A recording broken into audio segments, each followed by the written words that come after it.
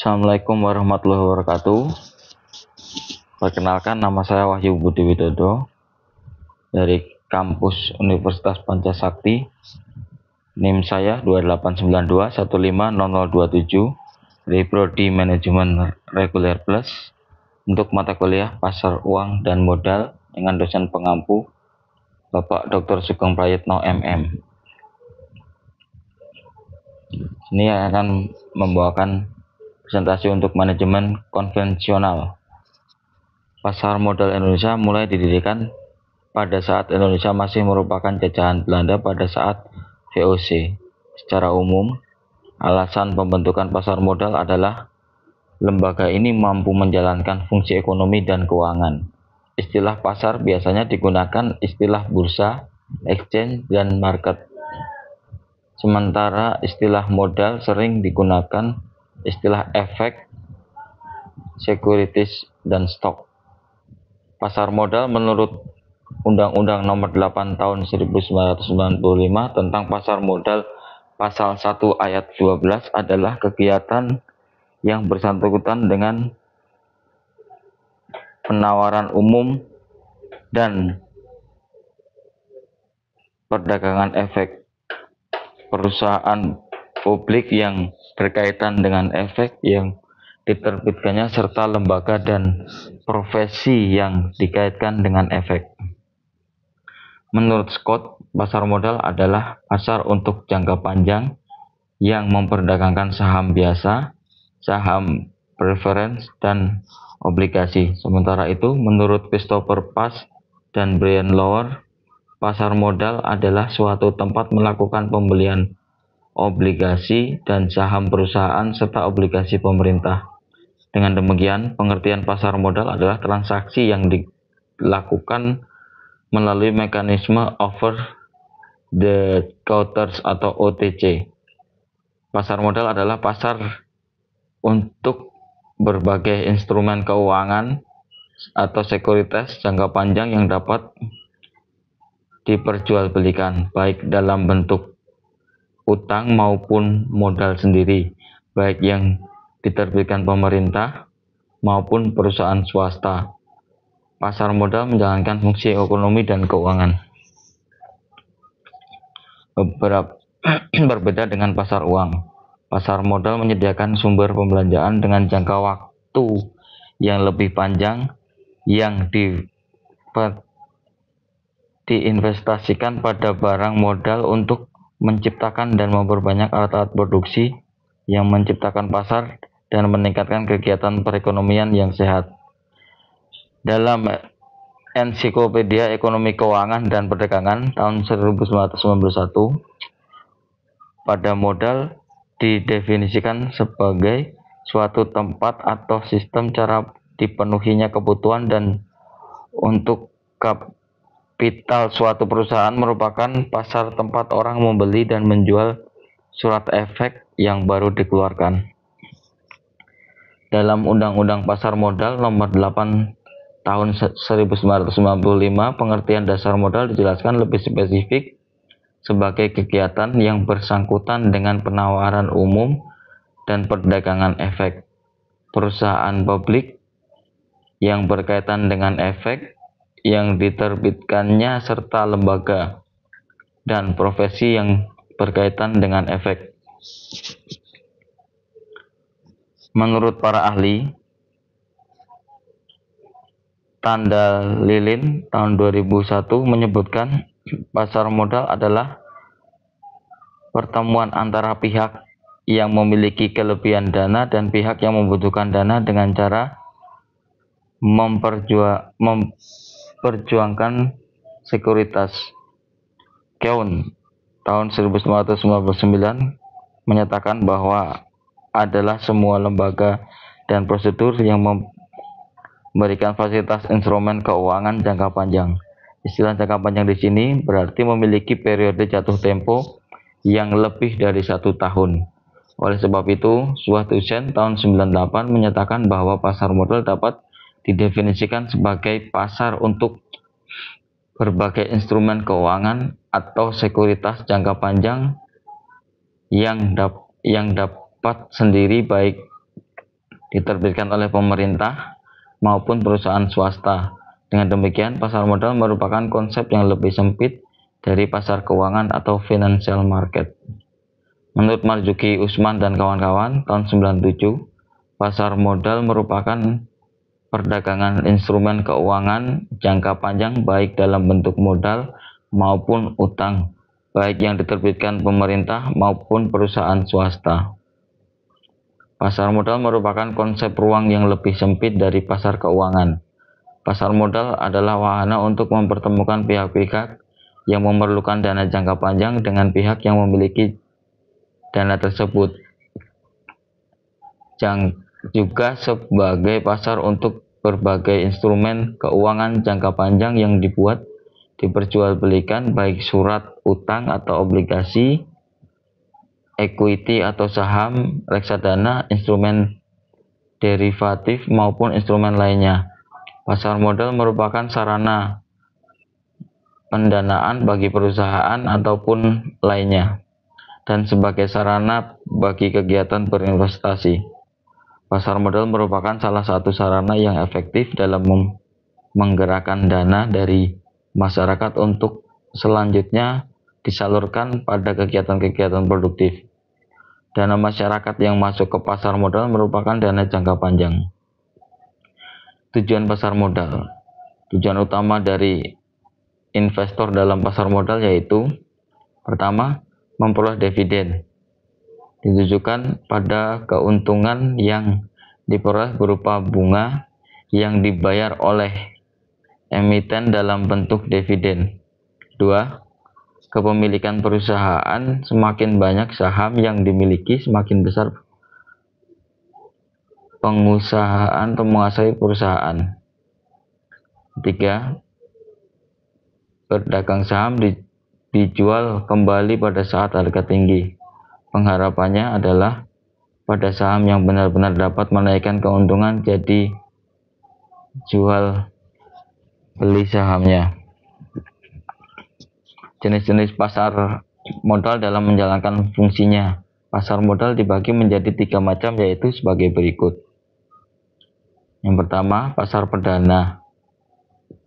Pasar perdana adalah penjualan perdana efek atau penjualan oleh perusahaan yang menerbitkan efek sebelum efek tersebut dijual melalui bursa efek.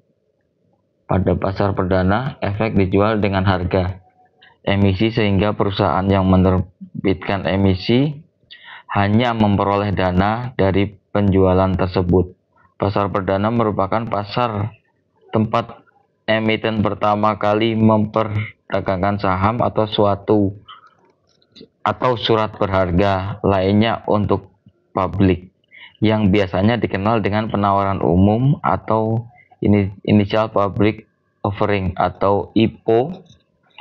Informasi mengenai suatu perusahaan atau emiten yang akan menawarkan sahamnya untuk pertama kali pada masyarakat dapat diketahui melalui prospektur ringkas yang diiklankan minimal di dunia harian nasional publik, expose atau prospektus. Yang kedua, pasar sekunder. Pasar sekunder adalah penjualan efek setelah penjualan pada pasar perdana berakhir. Pada pasar sekunder, harga efek ditentukan berdasarkan kurs efek tersebut. Pasar sekunder adalah pasar yang memperdagangkan efek setelah IPO, yang perdagangannya hanya terjadi antar investor yang satu dengan yang lainnya. Transaksi ini terlepas dari fungsi bursa sebagai lembaga fasilitator perdagangan dari pasar modal. Pembelian di pasar ini hanya pada saham yang telah beredar berdasarkan aturan main yang telah ditetapkan pasar. Prosedurnya, investor melakukan offer juga dan beli yang cocok. Transaksi baru terjadi, sedangkan apabila ada transaksi, investor akan menunggu sampai adanya kecocokan atau pembatalan karena ditarik kembali atau habisnya masa perdagangan. Pada pasar sekunder, harga efek ditentukan berdasarkan kualitas efek tersebut. Naik turunnya kurs suatu efek ditentukan oleh daya tarik menarik antara permintaan dan penawaran efek tersebut. Dengan kata lain, kekuatan supply dan demand dari saham tersebut yang akan menentukan harganya. Bagi efek yang dapat memenuhi syarat mendaftar, dapat menjual efeknya dan di dalam bursa efek. Sedangkan bagi efek yang tidak memenuhi syarat listing, dapat menjual efeknya di luar bursa efek, misalnya bursa paralel. Ketiga, bursa paralel. Bursa paralel merupakan bursa efek yang ada. Bursa adalah pasar yang di dalamnya berjualan usaha jual beli saham dan surat berharga lainnya, yang juga melibatkan para broker yang menjadi perantara antara penjual dan pembeli. Bagi perusahaan yang telah menerbitkan efek yang akan menjual efeknya melalui bursa, dapat dilakukan melalui bursa paralel, merupakan alternatif bagi perusahaan yang go public untuk memperjualbelikan efeknya jika memenuhi syarat yang ditentukan pada bursa efek. Pembahasan.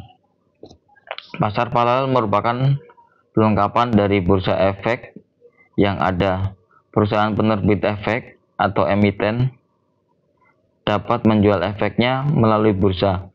Tidak semua efek yang diterbitkan oleh perusahaan menjual sahamnya kepada masyarakat dapat menjual sahamnya di bursa efek karena persyaratannya cukup berat, bahkan sangat ketat.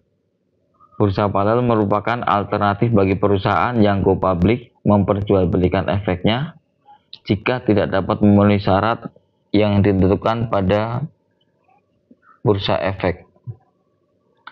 A. Fungsi pasar modal. 1. Sarana untuk menghimpun dana-dana masyarakat untuk disalurkan di dalam kegiatan-kegiatan yang produktif. 2. Sumber pembiayaan yang mudah, murah, dan cepat bagi dunia usaha dan pembangunan nasional. 3. Mendorong terciptanya kesempatan perusahaan dan sekaligus menciptakan kesempatan kerja.